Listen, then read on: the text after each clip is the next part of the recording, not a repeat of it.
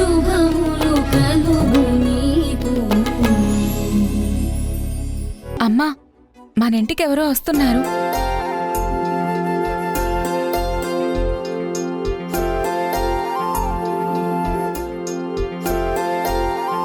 అమ్మా, వాళ్ళు మనకి హాస్పిటల్లో పరిచయమైన మహేశ్వరి ఆంటీ ప్రకాశ్ అంకుల్లా ఉన్నారు.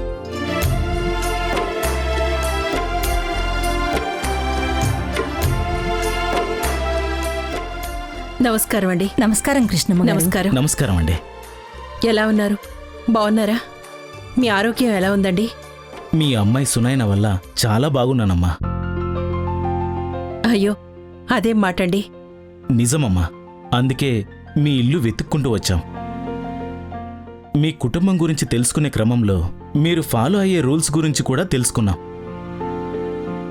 ఊళ్ళో ఎవరినడిగినా ముందు మీ నియమాల గురించి చెప్పి ఆ తర్వాతే మీ గురించి చెప్తున్నారు. అదేదో అది ముఖ్యంగా మగాలని మీరు ఇంట్లోకి ఎలౌ చేయరని తెలుసుకున్నాం. అందుకే నేను బయటే ఆగిపోయాను. నాతో పాటు తను కూడా. మంచి పని చేశారు. అసలు మీరిప్పుడు ఎందుకు వచ్చారు? మా గురించి ఎందుకు తెలుసుకున్నారు? అమ్మమ్మా, చెప్పారు కదా, అర్థం కాలేదా? సునయనకి థ్యాంక్స్ చెప్పడానికి వచ్చారు. థ్యాంక్స్ చెప్పడానికి కుటుంబం గురించి తెలుసుకోవడం ఎందుకు? అడ్రస్ తెలుసుకుంటే సరిపోతుంది కదా. పిన్ని. అయ్యో, నేనేమన్నానే తల్లి. ఏమనుకోకండి. మా పిన్ని మాటే పెలుసు, కాని మనసు వెన్నెలాంటిది. తెలుసండి. మనం కూర్చుని మాట్లాడుకుందామా? అయ్యో, క్షమించండి, నిలబెట్టే మాట్లాడేస్తున్నాను. రండి రండి. పదండి. రండి.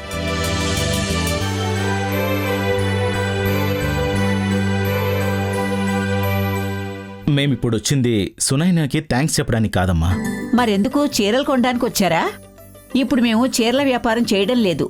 అది బయట బోర్డు చూస్తేనే తెలుస్తుందండి. వినయం బావుంది. విషయమేంటో? ఆ విషయానికే వస్తున్నామండి. ఎప్పుడైనా ఒక అబ్బాయి ఎలాంటివాడో తెలుసుకోవాలంటే అతని ఫ్రెండ్స్ మాటలు వినాలి. అమ్మాయి గురించి తెలుసుకోవాలంటే ఆమె చేతల్ని చూడాలి అంటారు కదండి.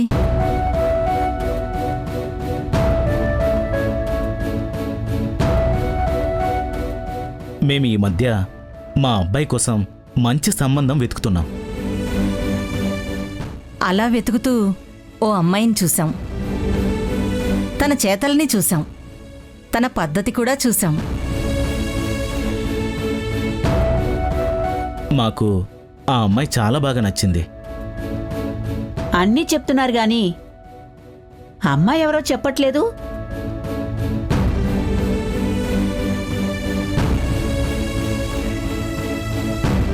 ఆ అమ్మాయి ఎవరో కాదండి, మీ సునైనా.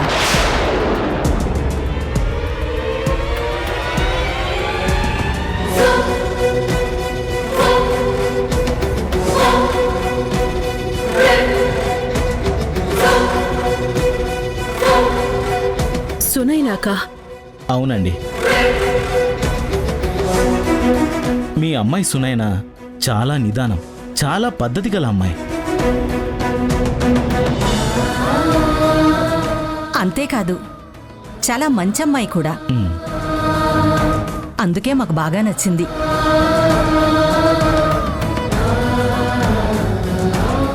ఆ రోజు హాస్పిటల్లో మీ అమ్మాయే గనక లేకపోతే నా పసుపు కుంకాలకే ప్రమాదం ఏర్పడేది.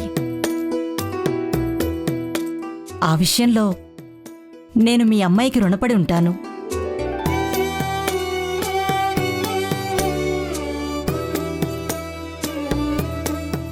ఆ రుణానుబంధాన్ని సంబంధంగా మార్చుకోవాలని ఆశపడుతున్నాము. మావాడు అమెరికాలో ఉన్నాడు. 2 రోజుల్లో వస్తాడు. వాడికి సునైన గురించి చెప్పాం. వాడు ఏ అమ్మాయి అయినా పద్ధతిగా ఉంటే చాలు అన్నాడు. అందుకే మీరు అంటే మేము ఎంగేజ్మెంట్ ఏర్పాట్లు చేస్తాం. కానీ మా ఇంట్లో మీ ఇంట్లో పరిస్థితి ఏంటో మాకు తెలుసండి. మాకు లక్ష్మీదేవి లాంటి అమ్మాయి కావాలి, కానీ ఆ అమ్మాయి తెచ్చే లక్ష్మి మాకు అక్కర్లేదండి.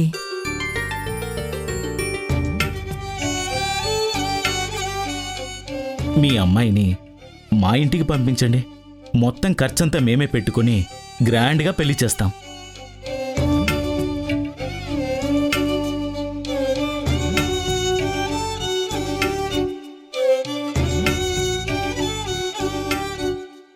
మీ మాటకి అడ్డం పడుతున్నానని వేరేగా అనుకోవద్దు.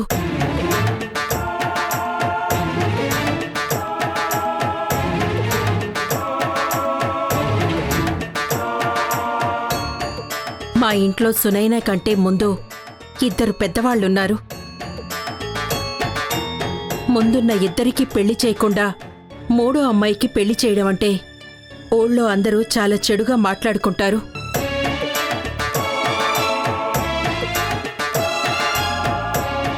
ఇప్పటికే ఆడవాళ్లవని కొంతమంది ఏవేవో అబండాలు వేస్తున్నారు. ఇప్పుడు వారాహి కళ్యాణిలకి పెళ్లి చేయకుండా సునైనాకి పెళ్లి చేసేస్తే ఇంకెన్ని మాటలు పుట్టిస్తారో. వద్దండి, మా పెద్దమ్మాయిలకి పెళ్లి చేయకుండా మూడో అమ్మాయికి పెళ్లి మాటే తలపెట్టను. మీరు చెప్పే దాంట్లో న్యాయం ఉంది కృష్ణమ్మ గారు. కానీ మేం చెప్పేది కూడా ఒకసారి వినండి. మేం ముందుకొచ్చాం కాబట్టి మీ మూడో అమ్మాయికి ఇప్పటికిప్పుడు పెళ్లి చేయమనడం కూడా తప్పే. అందుకే ఇప్పుడు మీ సునైనాకి మా వాడితో ఎంగేజ్మెంట్ చేసేయండి. తర్వాత మీ పెద్దమ్మాయిలిద్దరికీ పెళ్లి చేసి ఆ తర్వాతే మూడో అమ్మాయిని మా వాడికిచ్చి పెళ్లి చేయండి.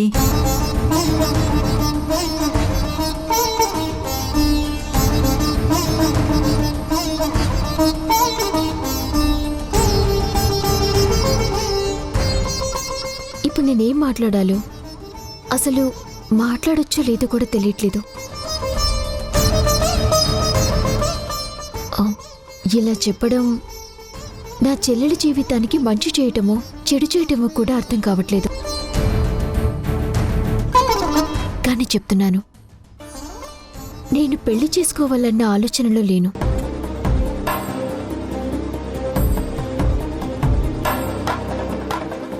ముందు మా ఇంటి పరిస్థితి బాగైన తర్వాత మా అమ్మ కంఫర్ట్గా ఫీల్ అయి నీకు పెళ్లి చేస్తాను అని నన్ను అడిగే రోజు వరకు నేను పెళ్లి చేసుకోనండి.